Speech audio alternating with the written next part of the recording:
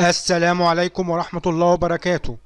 مواصلات جمهورية مصر العربية، محافظة القاهرة الكبرى، من حي غرب ميدان الجيش. لو عاوز تركب من ميدان الجيش أو عبده باشا مرورا بالعباسية جامعة عين شمس إلى قسم الحدائق، هتركب إيه؟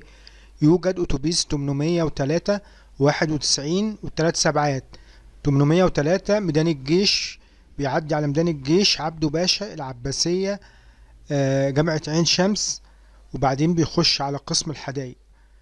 وفي 91 وثلاث سبعات بيخشوا من اسم الحدائق من عن طريق أحمد سعيد. وفي ميني باص 23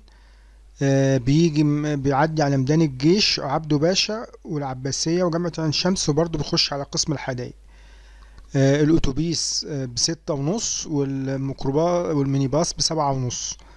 دول اللي بيعدوا على ميدان الجيش عبده باشا مرورا بالعباسية وجامعة عين شمس إلى قسم الحدائق. شكرا وإلى اللقاء، وما تنسوناش تدعمونا باللايك والشير.